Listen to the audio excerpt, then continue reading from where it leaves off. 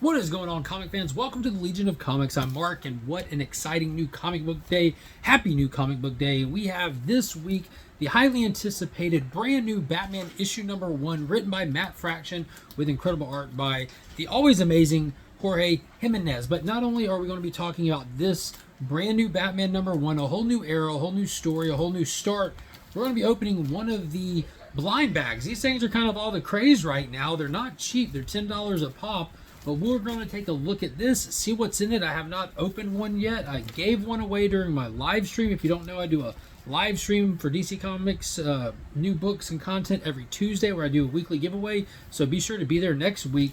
But we're going to see what's in one of these and check it out and talk about the book. All right, here we go. Batman issue number 1 by Matt Fraction. It's been a while since I've read anything by Matt Fraction. He's got a pretty decent resume under his belt, so I was excited to hear when he got put on Batman. Now, the elephant in the room is that the previous run of Batman has not finished yet. It's currently in the middle of the Hush 2 story arc written by Jeff Loeb and Jim Lee. Now, that one's planning on taking a hiatus halfway through it, and it still has the original numbering from the previous run. But that story is not in continuity with the current stuff. It kind of stands on its own, just builds off the previous Hush. So with it taking a little bit longer than expected, they went ahead and launched this one. Now, this one would have launched all the same before Hush 2 was finished, but it didn't quite make it to the halfway point. That's all well and good. We'll get back to that as it's released, but this is where everything's at right now. This is under the current DC All-In initiative since they relaunched with this current initiative. We've got the corner box on here, just like we were having with the Superman stuff, so that's really cool to see. But what's up with the story? Is it any good? Is it worth it? Let's take a peek through it. So obviously there's going to be some potential spoilers in here because I am going to go through the book. But right off the bat, we dive back into Gotham City. We're right at the Coventry, just in the middle of downtown, where we meet up with the ex-commissioner Jim Gordon, who's now a beat cop. And that's all this scene really does, is establishes Jim Gordon as a beat cop. And he's kind of happy to be there, has a little purpose. He's with another officer. They're just kind of commemorating the day with a hot cup of coffee, wondering how he's even doing it when alarms break out and a creature jumps through the air. You know, and Gordon puts out slows down the officer, says, "Yo, chill, let's call this in." And her response was, "Call it in." He said, "Yeah, and if you've been here as long as I have, you always know to call for backup." And that's where we cut to this amazing single-page spread of Batman looking out a hole in the side of the skyscraper. And the perspective on this is amazing. This whole fisheye lens view looking down. And this is clearly like an Arkham establishment of sorts. I don't know if it's the Arkham, but it says the tower, Lower West Side at Arkham Tower. So I guess it's the new one. Arkham Asylum itself has been gone since like Shadows of the Bat. I think it was Mariko Tamaki wrote. But he's here where Killer Croc has broken out of his containment. He speaks with the doctor here for a while about Croc's condition. They kind of state that he's devolving or evolving again inside and out, hence kind of the monstrous silhouette that you saw on that last page. It doesn't look like your standard Killer Croc, but it does attack a stake truck. But he goes out looking for it, and we keep getting these really cool little things like this, bat wings, and it kind of gives you the stat to the bat wings. On the previous page, he looked out over the city with these glasses and stuff, and it'll give us the stats on that later. But it's kind of cool how they go through with all the bat gadgets, and this is interesting. I caught it first off. You see this little ad with these butterflies here. You see another ad with butterflies over here. So clearly butterflies seem like an important thing. I just recently rewatched Peacemaker Season 1, so butterflies kind of stand out, and you'll see them again later in the book. You get our title page, a 2-page splash, gorgeous silhouetted, with the bat wings out, with the hang glider look to it and stuff. It's really, really gorgeous looking. Puts you into a good feel for the book. Cut to Vandal Savage, who's the mayor, and he's talking about these new pretty much shock troops that he has in the city that he's bringing in to kind of assist with the officers. And they're a little nervous about it, but it's just setting up that Vandal Savage is still here. He's still the police commissioner, and these troopers are there to assist and take down. It's their job.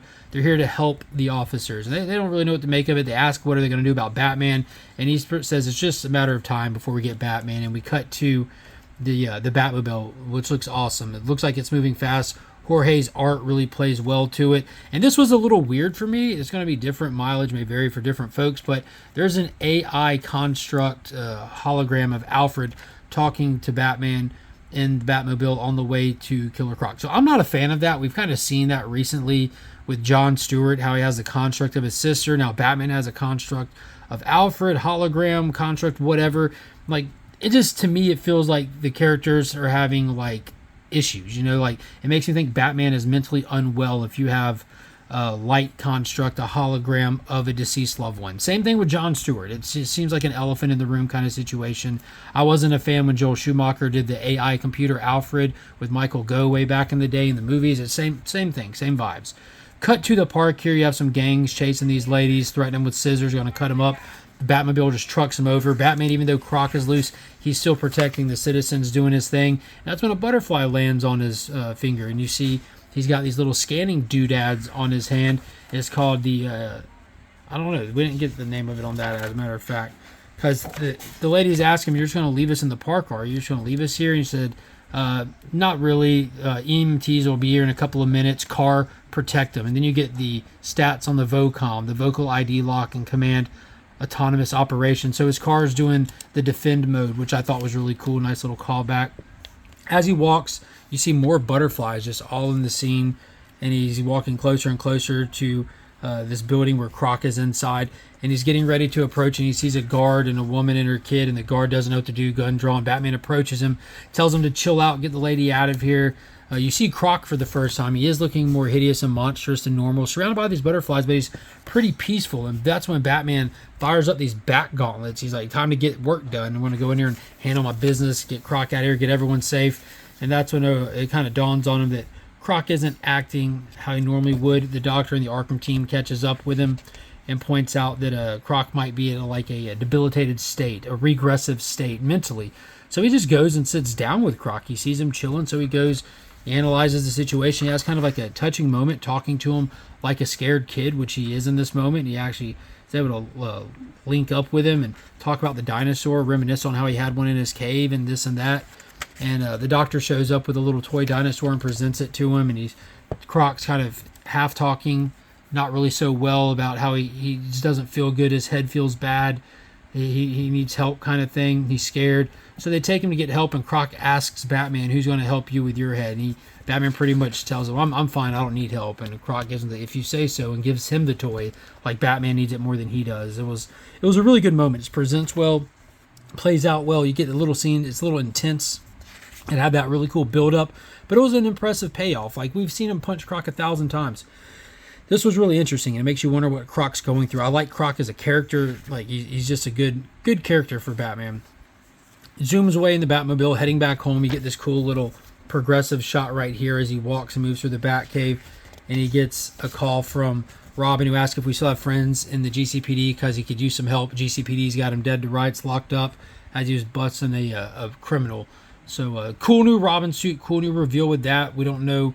I don't know if that's supposed to be Damian or if it's supposed to be Tim. It looks like it's supposed to be Tim to me.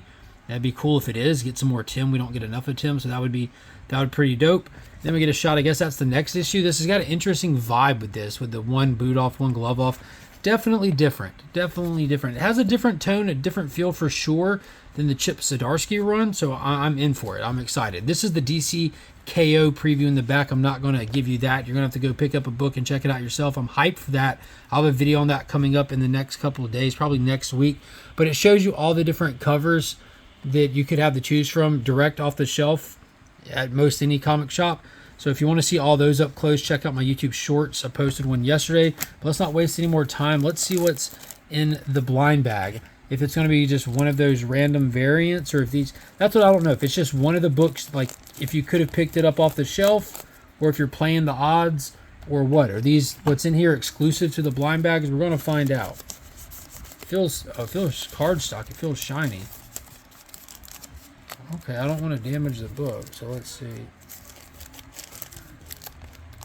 Try to get it out of here without it catching on the sides. It definitely wants to catch on the sides. Let me get a little bit of extra help. This thing feels super sturdy. Alright, let's see what we can do now. See if we can get it out. Oh, this one's foil. This one's foil. That's good. Issue number 1, matte fraction foil. Oh, snap. A Gabriel Dell'Otto Virgin foil. Nice. So I don't think that there was a Virgin foil available. Let's see. I know that there was a Gabriel Dell'Otto available. So there was the Gabriel Dell'Otto. So yeah, the Virgin foil was not an option. The Art Germ is a foil wraparound, and the Dell'Otto with the trade dress on the corner. So that's a book that wasn't available from the direct market. That's super cool. Big Dell'Otto fan. I almost picked up the regular one, but I ended up going with the A cover. So that's super dope. Very, very cool. I don't know what kind of limited run numbering there is on this one or anything like that, but gorgeous, gorgeous cover. Appreciate everybody watching. If you pick up this book, let me know in the comments what you thought about this new start to Batman. If you don't pick up this book, let me know why you're not excited for it, why you don't plan on checking it out, what's keeping you from it. I'd be interested to know. I hope everybody enjoys their new comic book day. I thank you for watching. Hit the thumbs up, subscribe to the channel, check out the join button, the channel membership perks and all that stuff, and I'll see you on the next one. Remember, we are Legion.